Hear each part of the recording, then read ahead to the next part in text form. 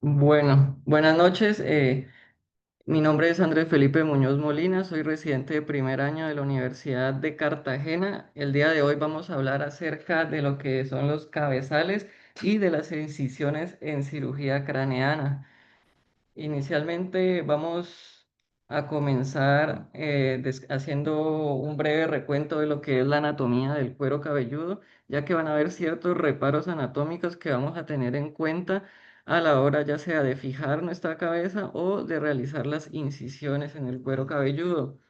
Entonces, el cuero cabelludo se extiende de lo que es el margen supraorbitario hasta la línea nucal superior en sentido antero-posterior y desde un arco cigomático hasta el otro.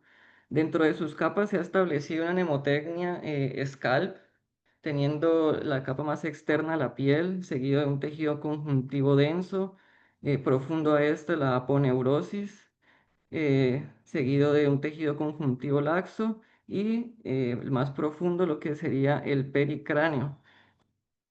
Para hacer unas aclaraciones respecto a cada una de estas capas, tenemos como la dermis y la epidermis que forman la piel van a tener un grosor que puede variar de 3 a 8 milímetros y esto va a depender de qué de la densidad que tenga el cabello dependiendo de las zonas. Esta capa de piel se caracteriza porque vamos a encontrar lo que son los folículos pilosos, las glándulas sebáceas y las sudoríparas. Profundo encontramos lo que es este tejido conjuntivo denso, muy importante ya que contiene lo que son los vasos sanguíneos, linfáticos y los nervios, además de unos septos fibrosos que la van a dividir en pequeños compartimientos como vemos en este esquema, ya que cumple una función de cuando hay algún tipo de trauma, evitan la retracción de los vasos sanguíneos. Profundo encontramos la capa aponeurótica o la galea aponeurótica, que es una capa más fibrosa que resiste el estiramiento, la cual va a estar firmemente adherida a a esta capa de tejido conjuntivo denso, extendiéndose desde la parte de adelante en el músculo frontal hasta el vientre del occipital y lateralmente hacia las fascias temporoparietales, confiriéndole esta capa la característica de fuerza al tejido, al cuero cabelludo. Profundo encontramos el tejido conjuntivo laxo. Este tejido conjuntivo laxo es el que nos va a permitir el deslizamiento de la galea y de las capas superficiales del pericráneo, útil en los procedimientos neuroquirúrgicos, ya que nos va a facilitar y permitir la movilidad del cuero cabelludo, facilitando la disección quirúrgica sin afectar el flujo sanguíneo. Como característica importante también para tener en cuenta a nivel de este tejido conjuntivo laxo, se encuentran lo que son las venas hemiciarias, las cuales pues una comunicación directa entre el cuero cabelludo y los senos venosos. Profundo a este tejido conjuntivo laxo, pues encontramos lo que es el pericráneo, que es un tejido también conjuntivo irregular denso, que le confiere el suministro vascular a lo que es el hueso del cráneo. Haciendo unos reparos anatómicos también hacia la región temporal, debemos tener en cuenta que en esta zona van a transcurrir lo que son las arterias y las venas temporal superficial, las cuales se van a encontrar en lo que es la fascia temporoparietal o la fascia temporal superficial. Esta es continua con lo que es el periósteo del hueso cigomático e inferiormente con la capa musculoponeurótica de la cara. Entonces siempre debemos tener en cuenta esta relación que tiene la arteria y la vena temporal superficial, ya que cuando vamos a realizar una incisión a este nivel, pues debemos siempre intentar preservarlas para asegurar una adecuada vascularización de nuestro colgajo. En cuanto a la anatomía nerviosa, vamos a ver que hacia La parte anterior está inervado principalmente por lo que es el nervio trigémino. Hacia la parte más frontal está por lo que es el nervio supratroclear. Lateral a este, el nervio supraorbitario que se extiende desde la parte frontal hacia el vértex. También vemos la representación del nervio cigomático temporal, el cual es rama de el nervio maxilar, y el nervio auriculotemporal, rama del nervio mandibular. Hacia la parte posterior, la inervación va a estar dada por ramos de C2 y C3 que van a formar lo que es el nervio auricular mayor, el nervio occipital menor, occipital mayor y occipital tercero, que si vemos en un esquema más o menos cómo sería la distribución de la inervación, vemos cómo de la oreja hacia adelante vamos a encontrar la inervación de lo que sería el nervio trigémino, y hacia posterior lo relacionado con los nervios cervicales. También importante a la hora de plantear algún tipo de abordaje, tener en cuenta el área preauricular y la anatomía del nervio facial, principalmente en su rama temporal, para lo cual se han intentado establecer ciertos parámetros con el fin de intentar evitar lesionarlo. Dentro de ellos tenemos aquí lo que es el triángulo de Campero, el cual vemos como en el borde del cigomático se ubica más o menos la rama temporal 2,6 centímetros adelante del trago. Entonces es importante tener en cuenta este reparo anatómico para evitar lesión al nervio. También en este estudio eh, que se publicó en una revista de neurocirugía en Corea, vemos cómo también intentan realizar diferentes mediciones en estudios cadavéricos, y establecieron también un promedio de la distancia entre el origen de la rama temporal y el trago, estableciendo que en promedio son 24,5 milímetros. En cuanto a la irrigación del cuero cabelludo, vamos a ver que hay representación tanto de la arteria carótida externa como de la arteria carótida interna. Hacia el territorio anterior, vamos a ver que está irrigado por la arteria supraorbitaria y supratroclear, hacia la parte más lateral por lo que es la arteria temporal superficial, y el territorio posterior eh, hacia la parte más cefálica, vamos a ver que recibe flujo de las arterias occipitales, mientras que en la parte ya más caudal es irrigada por las ramas perforantes de los músculos trapecios y esplenio de la cabeza. Vemos también en un territorio posterolateral irrigado por lo que es la arteria auricular posterior. Importante también ver cómo es esta distribución de las diferentes ramas de las arterias, que es centrípeta, formando diferentes anastomosis, por lo que nos van a permitir, en el caso de realizar un colgajo, que tenga una adecuada vascularización. Y en esta imagen de una disección cadavérica vemos cómo discurren todos estos vasos a nivel de la capa del tejido conjuntivo denso. Importante también en cuanto al drenaje venoso, va a seguir el trayecto de las arterias, y debemos tener en cuenta lo que son los reparos de los senos venosos, ya que cuando vayamos a hacer una craniotomía o a colocar los diferentes cabezales, pues evitar lesionarlos. Lo que también comentaba, a nivel del tejido conjuntivo laxo se encuentran las venas emiciarias que contactan con los senos venosos durales, por lo que en casos de trauma o infección pueden predisponer al desarrollo de meningitis o de trombosis de los senos. Vemos diferentes venas emiciarias, parietales, occipitales, mastoideas, condilar posterior. Vemos cómo atraviesan los forámenes a nivel pues del cráneo, y en esta disección cadavérica vemos cómo es su disposición. En cuanto a los dispositivos de fijación de cráneo, vemos en esta imagen histórica, es un paciente de Cushing. Vemos cómo usa un cabezal con el fin de mantener fija la cabeza y vemos una máquina rudimentaria de anestesia y el registro que se usaba en ese momento. En cuanto a los dispositivos de fijación de cráneo, vamos a clasificarlos. Está lo que es el Mayfield, el cabezal de sujita y el cabezal en herradura. Vemos como este marco de Sujita fue diseñado por este señor que está aquí a la izquierda, Kenichiro Sujita, que en 1979 utilizó este marco que consta de 4 pernos de fijación para colocar la cabeza del paciente, el cual es ideal para cuando vamos a necesitar un máximo soporte, además de que va a permitir una rotación de 360 grados. Vemos aquí cómo pues inicialmente se está viendo hacia la parte más del cerebelo y se permite girar el cabezal para tener una vista más del ángulo punto cerebeloso.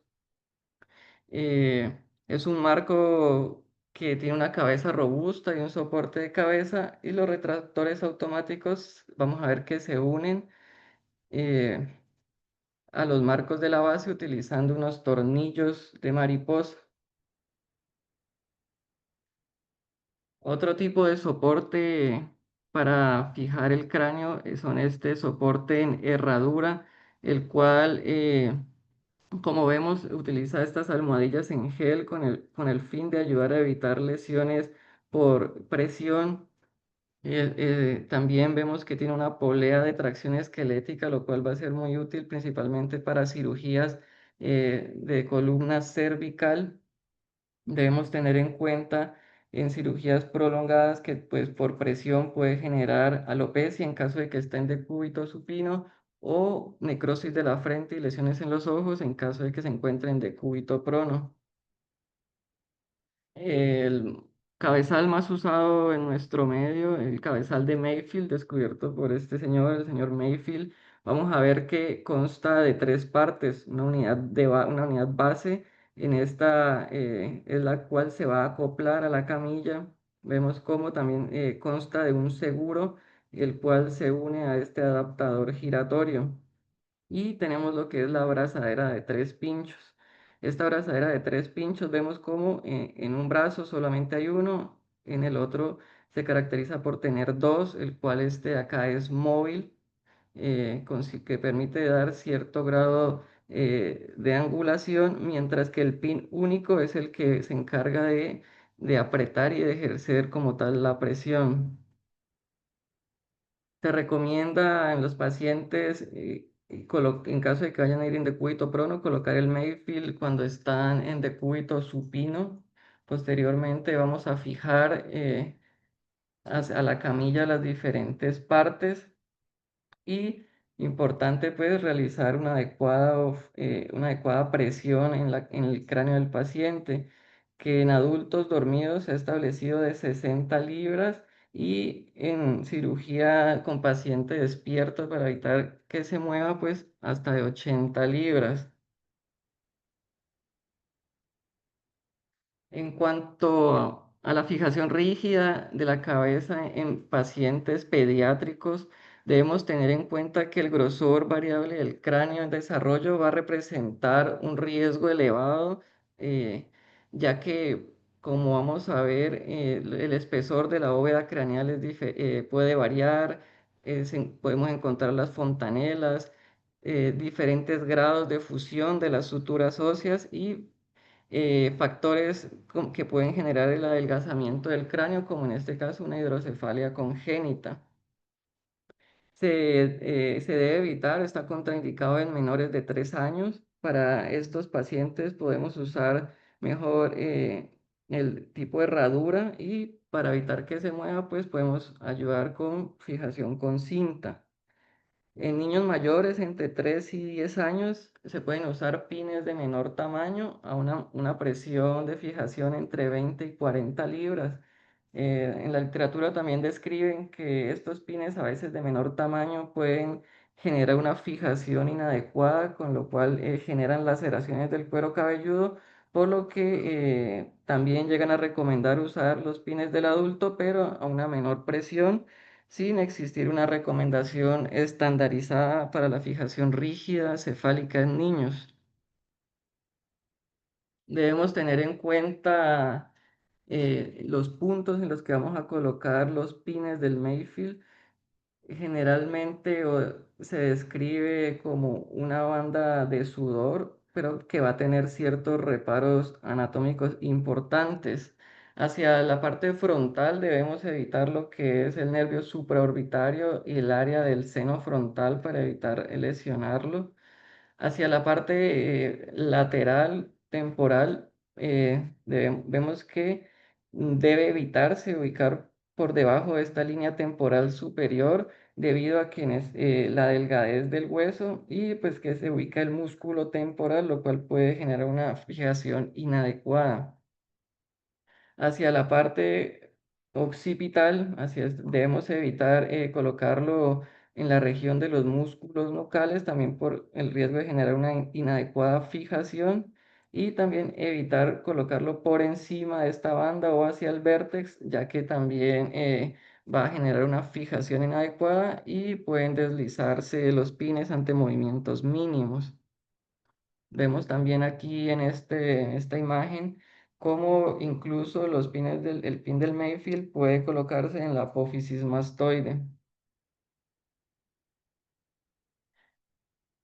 Eh, el sistema de fijación de dos pines debemos colocarlo de primero, seguido del pin único, el cual dos de los tres pines deben posicionarse por debajo del ecuador del cráneo, lo que va a prevenir el deslizamiento hacia abajo, mientras que un pin debe estar por encima del ecuador para evitar la dislocación por tracción ascendente o fuerzas rotacionales. Debemos tener en cuenta también que la trayectoria del pin único, como vemos en esta imagen superior a la izquierda, debe interceptar el centro del cráneo y el centro del brazo giratorio de los dos pinchos. Además de que el plano vertical en que se encuentra el pin único debe dividir en dos el brazo de los dos pines. Esto con el fin de generar la distribución homogénea de las fuerzas y evitar lesiones o una fijación inadecuada. También evitar errores frecuentes como evitar el bloqueo del sistema de los dos pines, como vemos aquí en esta imagen de la izquierda, nos muestra cómo el sistema de fijación está bloqueado en su aspecto superior, mientras que de forma correcta, pues, la cabeza debe descansar sobre los dos pines. Siempre, siempre, siempre debemos tener en cuenta de verificar que todos los engranajes están acoplados, que los seguros están puestos, incluso en el que va hacia la camilla se puede colocar algo de esparadrapo para estar seguros de que no se va a mover y pues evitar lesiones durante la cirugía. En cuanto a los dos pines, vemos cómo la forma correcta de colocarlos es que no queden perpendicular al piso para evitar lo que es el deslizamiento de la cabeza. Como les comentaba también, evitar colocarlos hacia el vértex. En cambio, pues sí podemos usarlo en esta posición, como en lo que sería la apófisis mastoide por encima de la línea temporal superficial. Superior, perdón. Y estos serían como unos ejemplos de la diferente posición en el cabezal del Mayfield según el abordaje que queramos hacer. En caso de un abordaje retrosigmoideo, una craniotomía frontal o de una hemicraniectomía que ya vamos a ir hablando un poco a lo largo de la charla. En cuanto a las incisiones en cirugía craneana, debemos, antes pues de llevar a nuestro paciente a cirugía, debemos planificar qué es lo que vamos a hacer. Debemos seleccionar nuestro patrón de incisión, el cual debe evitar pues, lesionar estructuras vasculares o nerviosas y como regla general, estas incisiones cutáneas deben siempre colocarse paralelas a las líneas de tensión de la piel, lo que se han denominado las líneas de Langer. Estas nos describe que hacia la parte occipital son de forma circunferencial, al igual que en las regiones temporoparietales, mientras que en la región del vértex van a ser en sentido antero-posterior. Debemos tener en cuenta cómo es la disposición del cabello de nuestro paciente, dónde está la implantación del mismo, con el fin de ver hasta dónde podemos extender nuestra incisión y cuál va a ser también el ángulo de la misma. Cada vez que vayamos a manipular el tejido, recordar siempre usar pinzas con garra con el fin de evitar la maceración del mismo. A la hora de realizar la incisión, previamente se recomienda realizar infiltración con lidocaína y epinefrina para ayudar a minimizar el uso de la coagulación y el daño subsecuente de los folículos pilosos. En cuanto a la incisión, siempre se recomiendan que deben ser perpendiculares con el fin de favorecer una adecuada cicatrización, ya que van a afrontar mejor los bordes. O en el cuero cabelludo también se recomienda, se puede hacer incluso un ángulo de 10 grados en sentido del folículo piloso con el fin de tener un resultado estético un poco más favorable y que el pelo pues ayude a tapar la cicatriz. En cuanto a, a los bisturí, a la hoja del bisturí, generalmente se usa un bisturí número 10 con el cual vamos a incidir sobre el cuero cabelludo, o un bisturí número 15 en pacientes pediátricos o que tengan una piel cabelluda, un cuero cabelludo más delgado. En caso de que sospechemos que el paciente tenga un alto riesgo de infección, siempre preferir usar suturas monofilamentos con el fin de evitar la colonización de las bacterias en el trenzado de los mismos. En cuanto a las incisiones, tenemos la incisión frontotemporal que nos va a servir para una craniotomía terional. Es útil en el acceso a la base del cráneo para patologías del seno cavernoso, de la región paracelar y de la base del cráneo anterior.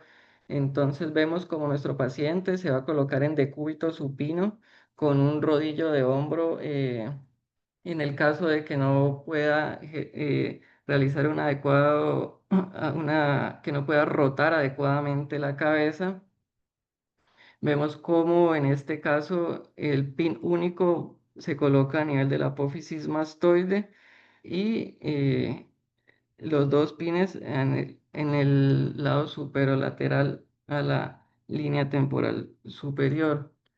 Vemos como esta incisión se realiza 1 centímetro anterior al trago con el fin de evitar lesionar la arteria temporal superficial. Es una incisión semicurva que se extiende desde la línea media y teniendo en cuenta pues no sobrepasar la línea de implantación del cabello, bajando posteriormente y terminando lo que es en el área pretragal, para pues permitirnos generar una adecuada exposición. En cuanto a las incisiones para la fosa media, vemos también cómo nuestro paciente pues se puede ubicar en decúbito lateral o en decúbito supino con la cabeza rotada y con un elevador de hombro para permitir una mayor rotación. En cuanto a la incisión, vemos cómo se inicia en el área pretragal y se extiende de 7 a 8 centímetros con una discreta forma de S. Esto pues también puede ser en una forma un poco más recta, lo cual pues nos va a permitir realizar un adecuado abordaje hacia la fosa media. También se han descrito otras incisiones para este abordaje, como sería una incisión también en signo de interrogante un poco más pequeño, con la rama curvándose a la línea temporal superior. Y pues nos va a permitir acceder a la fosa media. En cuanto a la incisión bicoronal, para una craneotomía frontal nos permite un acceso al lóbulo frontal para la resección de tumores parenquimatosos. Vemos aquí como los dos pines se colocan a lo largo de la cara posterior de la línea temporal superior y el pin único se coloca superoposterior al pabellón auricular en el borde posterior de la fosa temporal y evitando el músculo temporal. Esta incisión pues representa un problema en pacientes que tienen una línea de implantación del cabello muy posterior o en pacientes calvos o en pacientes jóvenes pues que sospechemos que en algunos años van a perder gran parte de su cabello. Lo ideal es que esta incisión se coloque sobre la mitad o detrás de la mitad para esconderla lo más posible.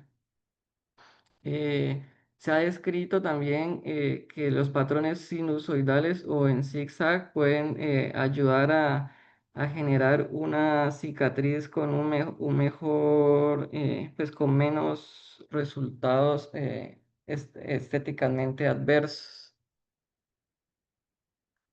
En cuanto a las incisiones ciliares y supraciliares, en el caso de una craneotomía supraorbitaria, esto nos va a permitir un acceso a la fosa craneal anterior hacia la región celar y paracelar y proporciona un abordaje subfrontal con una mínima alteración de la anatomía normal. Esta se realiza lateral a lo que es el nervio supraorbitario y se extiende siguiendo la forma de la órbita hasta la porción más lateral de la ceja. Si bien este abordaje pues, es útil para lesiones extraxiales como meningiomas de la base anterior del cráneo, craneofaringiomas, abscesos epidurales o lesiones intraxiales como gliomas o metástasis del lóbulo frontal, también van a presentar una serie de desventajas como lo es la gran variación tanto en el tamaño, en el grosor y la extensión de las cejas en cada paciente, lo cual nos va a limitar la exposición, al menos de que pues extendamos la misma más allá de la ceja, por lo que siempre se debe hablar con el paciente y pues tener en consideración los resultados estéticos.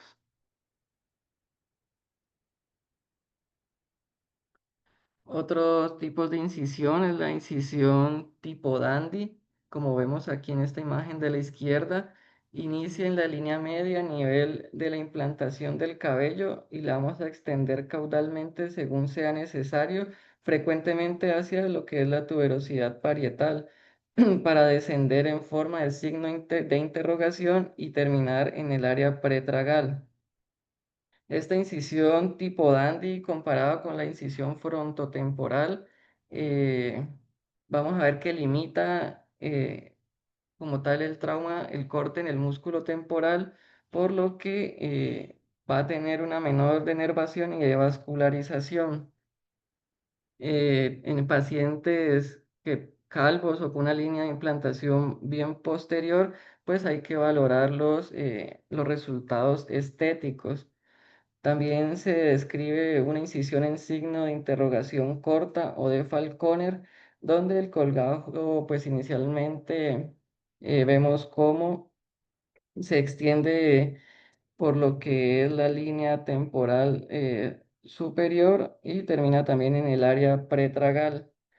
Como desventaja, pues vemos cómo la base no siempre va a ser mayor que la altura y puede presentar sufrimiento vascular. Y en pacientes en los que la línea de implantación del cabello es muy posterior, no nos va a permitir una adecuada exposición o va a quedar con una cicatriz en la cara. Otro tipo de incisión es la incisión en T tipo Kempe. Esta incisión vemos cómo se extiende por la línea media desde la implantación anterior del cabello hasta el inion y una segunda incisión perpendicular a lo que es el área a nivel pretragal. Como ventaja, pues vamos a ver que protege la vascularización de ambos colgajos, permitiendo una extensión contralateral y una mejor visualización de lo que son las estructuras occipitales. Útil cuando pues se plantea realizar frecuentemente las craneotomías descompresivas. Revisando la literatura, pues en cuanto a las incisiones, se han preocupado por establecer cuál de ellas se asocia a un menor índice de complicaciones. En este estudio se incluyeron pacientes del 2016 al 2022, en los cuales se sometieron a micraniectomía descompresiva y sobrevivieron más de 30 días, entre los cuales las complicaciones de la herida se concluyeron que iban a ser comparables tanto en pacientes que se les hizo una incisión retroauricular como en pacientes en los cuales se le hizo la incisión en signo de interrogación invertido. En este otro estudio también evaluaron como resultado primario la tasa de infección posoperatoria según el tipo de incisión y evaluaron también lo que es la pérdida sanguínea y la duración quirúrgica. Realizaron un metaanálisis en el que incluyeron 7 estudios, en el que analizaron también a nivel retroauricular en signo de interrogación invertida en la T de Kempe y establecieron que no hay diferencias significativas en las técnicas de incisión ni en las complicaciones de la herida. En cuanto a las incisiones de la fosa posterior, pues hay diferente tipo. Podemos ver este en forma de C, pueden haber a nivel mediano, paramediano, en palo de hockey. También hay otros que nos van a permitir un abordaje tanto a nivel de la fosa posterior como hacia la fosa media, como son estos abordajes combinados que vemos aquí en la imagen de abajo. En cuanto a la posición cefálica, nuestro paciente en una craneotomía retrosigmoidea, vemos cómo los tres pines se van a colocar por encima de las orejas del paciente, por encima de lo que es la línea temporal superior. También las incisiones de la línea media en el caso de una craneotomía suboccipital, que son útiles principalmente cuando vayamos a abordar estructuras centrales como el vértice cerebeloso, el cuarto ventrículo y la región pineal. Vamos a realizar una incisión recta en la línea media, que va desde lo que es la protuberancia occipital externa hasta la apófisis de C2.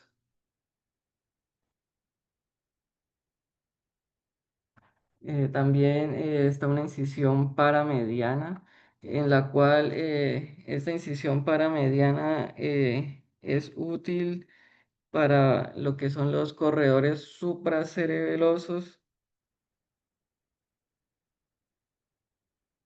al igual que esta incisión que se ha denominado en palo de hockey, que vemos que tiene un ramo más largo y otro más corto, procurando siempre tener una base de un colgajo ancha con el fin de favorecer lo que es la vascularización.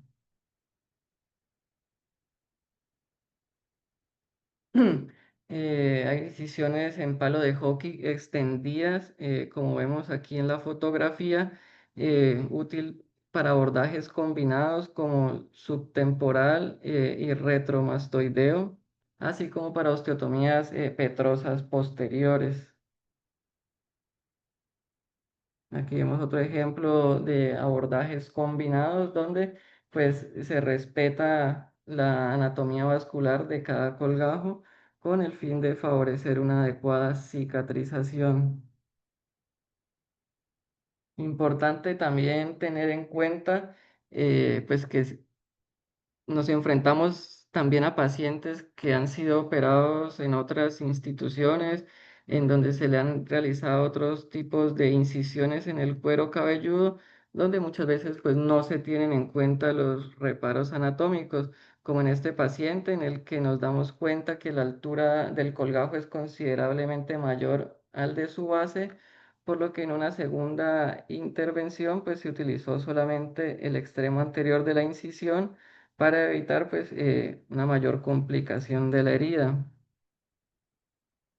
Importante también en pacientes, siempre preferir realizar incisiones lineales en un abordaje inicial, ya que si se plantea que probablemente va a requerir una reintervención, nos va a permitir poder ampliarla de una forma más adecuada.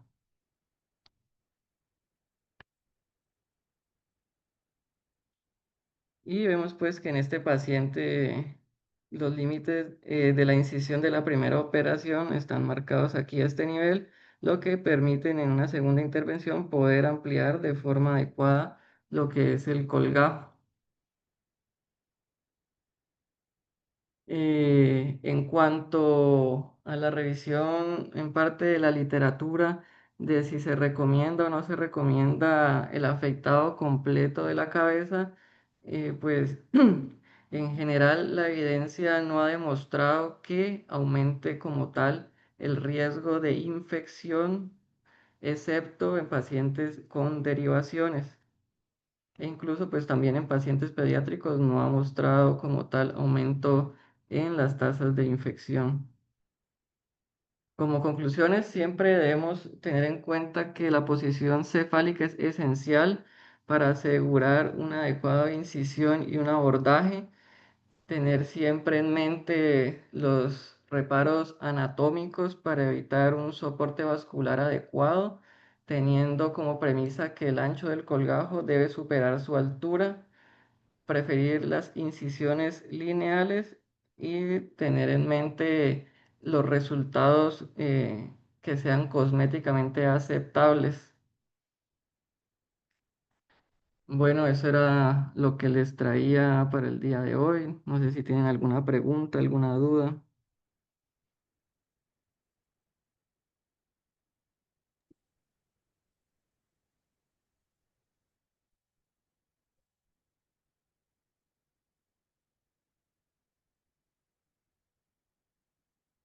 Bueno, parece que hay un par de manos arriba. Entonces comenzamos por el doctor Arenas. Hola, profe, buenas noches para todos. Bueno, primero felicitar a Andrés por su muy buena presentación. Quisiera hacer unos pequeños aportes. Pronto en la hora de hablar de la incisión, a la hora de realizar, digamos, esa entrada inicial a la piel. Andrés nos habló también de cómo de pronto realizarlo para evitar el daño a los folículos pilosos, la técnica, por ejemplo, de la disección, de la infiltración, ¿cierto? Con un vasopresor para favorecer el menor sangrado y también ayudar a reducir esa coagulación. Y ahí también una estrategia muy utilizada es utilizar los Reni Clips, ¿cierto? O los agrafis, que también nos van a ayudar a que, pues, nosotros, al momento que vamos haciendo la incisión, vamos colocando los clips, ¿cierto? Y eso nos ayuda a tener coagulación y a evitar también el uso de la coagulación, porque finalmente cuando ya vamos a hacer el cierre, nos damos cuenta que solamente algunos de los puntos que inicialmente estaban sangrando ya continuaron, otros pararon simplemente con la presión del clip. Entonces también, digamos que es un punto que nos puede ayudar también mucho a cuidar esos folículos pilosos. También en cuanto al abordaje de la fosa media, Andrés mostró unas incisiones que se pueden realizar, que son, pues, digamos, de las más utilizadas, pero también va a depender mucho de la patología. Por ejemplo, en algunas lesiones de fosa media, por ejemplo, los meningiomas paraclinoideos, los craneofaringiomas que van bien centrales. Y pues en algunos otros que cuando intentamos hacer un peeling de fosa media, muchas veces las incisiones, por ejemplo, las frontotemporales, ya sea tipo terional o tipo frontoorbitario, que es un poco más pegada al borde de la inserción de los folículos pilosos, también nos van a ayudar y nos van a dar una mejor exposición porque, por ejemplo, el interrogante, las tipo dandy. Entonces, también hay que tener en cuenta que esas frontotemporales también muchas veces nos van a servir para abordajes a la fosa media, eh, dependiendo pues de la patología. Y ya a la hora del cierre también de pronto agregar, Andrés habló un poquito de los tipos de suturas y pues también hay opciones por ejemplo como las grapas, ¿cierto? Que también son muy usadas y que pues digamos que de pronto no hay diferencias estadísticamente significativas en cuanto a usar grapas o a usar suturas, o los tipos de sutura, por ejemplo, que muchas veces hay muchos, digamos, cirujanos que utilizan el continuo cruzado con nylon, otros utilizan, por ejemplo, colchoneros verticales, sea separados o continuos, y hay otros que utilizan las grapas, entonces también, digamos, punto importante a tratar.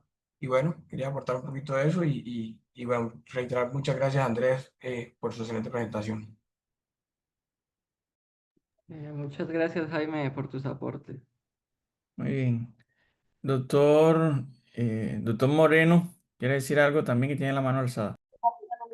Bueno, ¿cómo están? Ya me están escuchando bien. Bueno, con respecto a los soportes cefálicos, es importante también tener en cuenta que los probemos antes de hacer la cirugía. No solamente porque pues, son un peligro donde se lleguen a mover, porque agarran a todos los pacientes, que yo ya lo he visto, es horrible esas lesiones que hacen y también porque se puede afectar la neuronavegación. Y ya una vez están puestos en lista neta, cuando se mueva, pues ya se pierde esa navegación. La discordia con las personas que utilizan osteoporosis, el doctor Gauss utiliza las gomitas de las ampollas, por ejemplo, de los anestésicos, y los pone en las espinas. Esto hace que disminuya un poquito la presión y no esté tanta lesión en el cráneo, porque también pueden hacer hematomas epidural en los pacientes, ¿no? No lo he visto, pero sí hay que tenerlo en cuenta.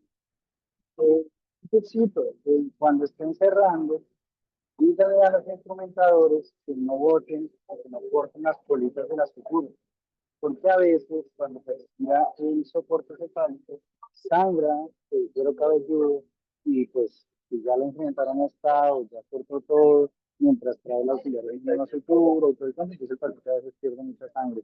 Y esa es otra cosa, el cabezal debe quitarlo, ojalá, el tipo de neurocirugía.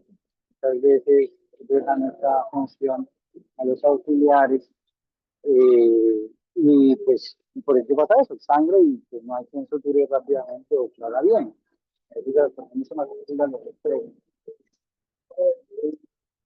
Muy bien lo de las intervenciones que lo han mencionado, porque muchas veces cuando estamos abriendo el paciente por primera vez, debemos estar pensando en el cierre. Y no hablo solamente de la incisión, hablo de la posición, de la incisión, de la craneotomía, de cómo voy a cerrar.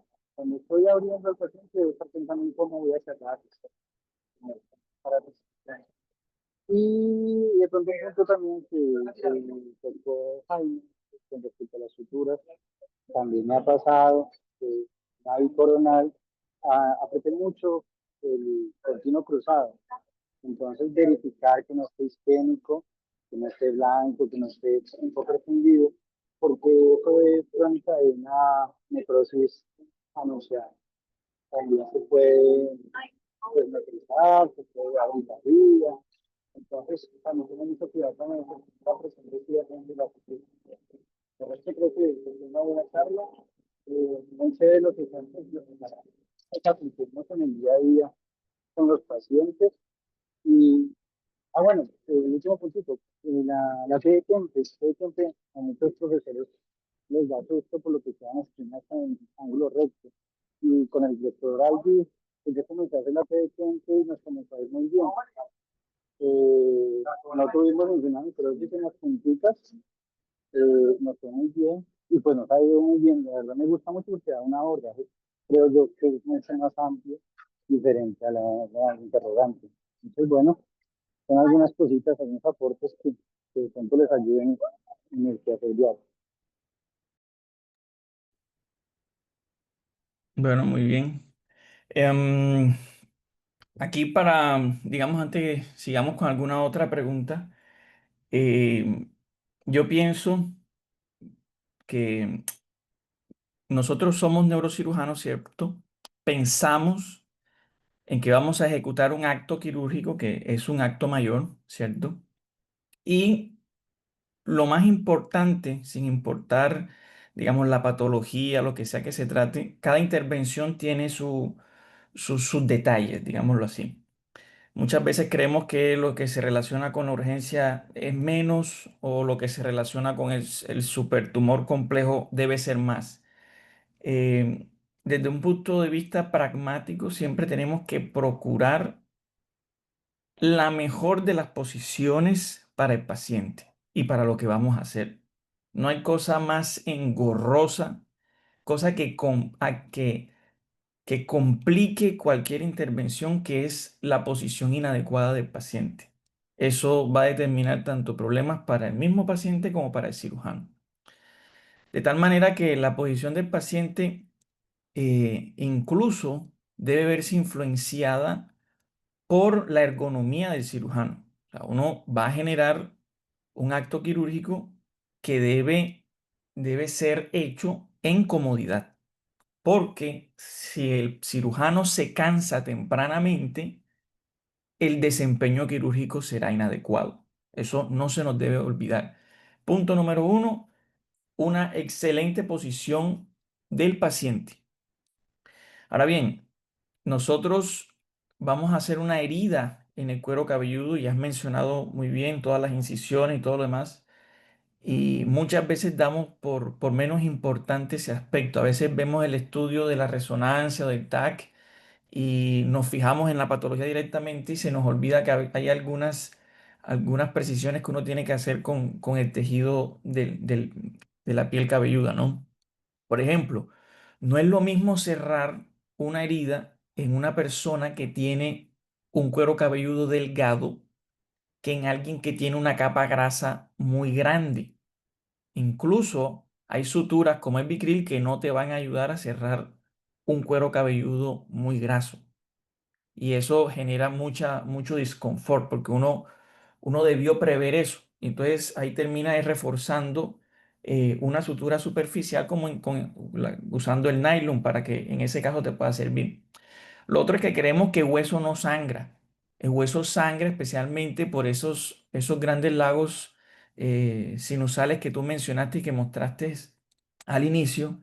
Y eso quiero hacer la precaución allí porque muchas veces nos enfocamos en ir cortando con el craneótomo y resulta que el paciente sangra continua y profusamente y no se nos debe olvidar el uso por ejemplo, de la cera ósea para ir conteniendo entre el corte entre un agujero de trepanación y otro, ir colocando la cera ósea para evitar ese o para disminuir ese sangrado. ¿Ok?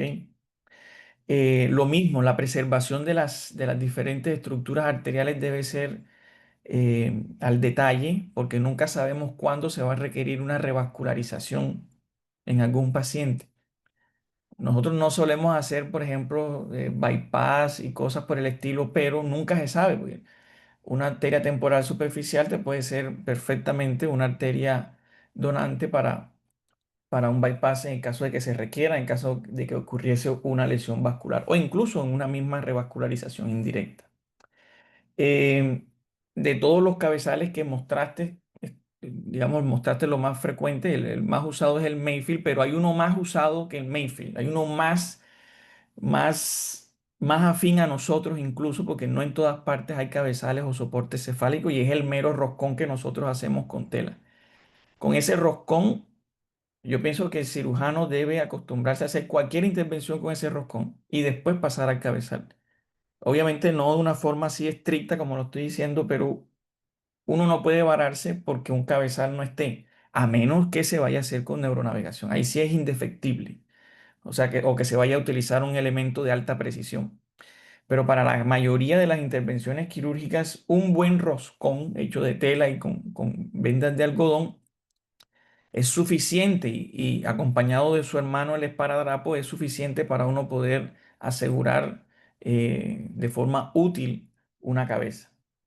Em, con respecto a lo que mencionaba Jaime, es importante que uno entre, y lo que también dijo Santiago, lo que uno entre pensando en lo que va a cerrar. Uno tiene que reconstruir todo aquello que hirió.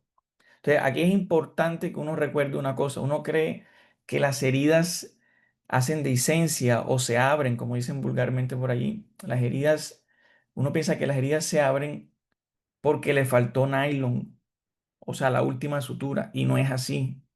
Para que una herida esté fuerte, esté bien afrontada, se requiere un buen uso de la sutura que vayas a usar para el reparo de las fascias o del tejido celular subcutáneo. Es mejor excederse en Vicryl o en Vicryl, como le quieran decir, que hacer una sutura tremendamente tensa usando un nylon, pensando que lo que le va a dar resistencia es el nylon y no el Vicryl. Eso no se nos puede olvidar. La doctora Piña tiene la mano alzada. Adelante, doctora. Sí, recalcar unos comentarios complementando lo que han dicho. Y es, no todos los pacientes son iguales, no el mismo tumor en todos los pacientes es igual tampoco. Hay un factor a tener en cuenta, paciente con craniotomía previa que le vas a poner un cabezal. Ojo que ya ha pasado, en el proceso de acomodación han colocado los pines dentro de un agujero de craniotomía previa o que tenga una válvula y han puesto el pin encima de la válvula. Entonces, todos esos detalles es a considerar cuando vamos a colocar el cabezal. Lo otro es que en el planeamiento de una cirugía en un paciente que fue irradiado, ojo, no es lo mismo operar un paciente o reintervenir un paciente que ya fue irradiado, donde la vascularización del cuero cabelludo está disminuida, donde el proceso de cicatrización demora más. Entonces, ojo con esa parte. Un paciente que fue irradiado, creo que ya pasó un caso, si mal no recuerdo, no sé si fue en el FIRE, que un paciente necrosó el cuero cabelludo porque ya había tenido efectos de la radioterapia y el planeamiento es diferente. O sea, en estos casos tú alegremente no puedes coagular la arteria temporal superficial, que muchas veces uno la coagula, a veces pensando que no. Esos pacientes que fueron irradiados, el planeamiento de las incisiones tiene que ser con mucho más precaución porque recuerden que estamos ante un riesgo de discencia o de necrosis alta. La radioterapia crea ese riesgo alto.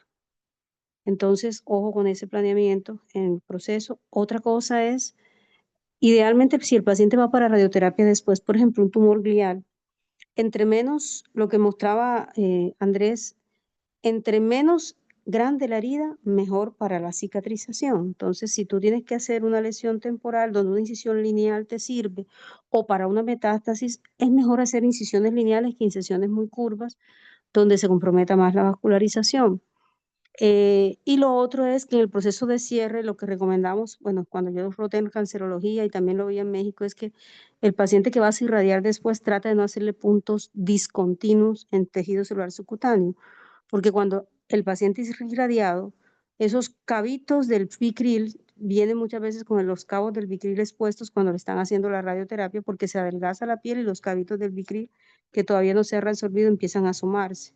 Pues lo ideal muchas veces que uno recomienda es hacer puntos continuos con Vicryl en paciente que va para radioterapia temprana, sobre todo tumores malignos. Entonces, ojo con eso, lo recomendable es no hagan puntos discontinuos porque entonces después más riesgo de infección, no cicatriza la herida, se expuso un Vicryl, entonces toca jalar el Vicryl y a veces eso crean granulomas, es como más complejo en el proceso de cicatrización. Y cuando haces una craniotomía, nosotros a veces entramos, y ya nos ha pasado creo que a todos, que vamos a fijar el cráneo con mini placas o con lo que tengamos, y se nos fallan las mini placas, se nos rompen los tornillos, por alguna razón no tenemos las mini placas al final. Y lo que muchas veces, y lo he aprendido en la práctica también, es traten de hacer el corte del cráneo nunca tan perpendicular. En la medida en que lo hagan en bisel es mejor. ¿Por qué? Porque si por alguna circunstancia no puedes usar un medio de fijación, cuando haces todo el corte en forma de bisel, hay menos riesgo de que se te hunda el cráneo. Si te tocó fijarlo de pronto con una seda o con un nylon, alguna sutura porque no tuviste medio de fijación, en la medida de lo posible traten de hacer los cortes en bisel. Es como una recomendación, sobre todo cuando el paciente también va a ser llevado a algún tratamiento complementario. Sí, de acuerdo con lo que dice la doctora. También pensar que por cualquier razón el paciente puede requerir ser reintervenido. Entonces, el planeamiento inicial también debe tener esa consideración. Tengo que pensar, por ejemplo, en el caso de un tumor glial, que hay una alta probabilidad que ese paciente vuelva a ser llevado a cirugía. Hay que pensar esa herida considerando la necesidad de una futura intervención. Y para complementar ya lo último, hay que tener mucha precaución también cuando usamos cranioplastias, especialmente con mallas. Estas mallas que son tridimensionales, que son perforadas, en defectos que son muy grandes, usar mallas va a dañar la piel, la va a adelgazar e incluso se podrá ver desde la superficie externa hasta el patrón de la malla. Y en algunos casos, como se ha descrito en diferentes series de casos, la malla se expone.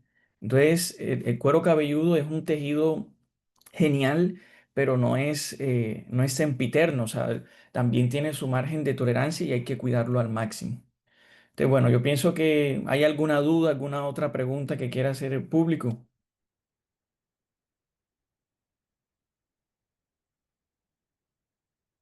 Bueno, entonces extendemos una felicitación al doctor Muñoz. Va creciendo dentro de su año primero de formación. Eh, las próximas charlas van a seguir viniendo con más fuerza, y agradecemos todo el esfuerzo que él hace. Entonces, muchísimas gracias a todos. Muchas gracias a todos. Felicitaciones, Andrés. Bueno, muchísimas gracias al doctor Alvis por acompañarnos como moderador en esta oportunidad. Muchas gracias, muy bien, Andrés. Cuídense. Hasta luego, muchas gracias. Hasta luego. Gracias, buenas noches a todos.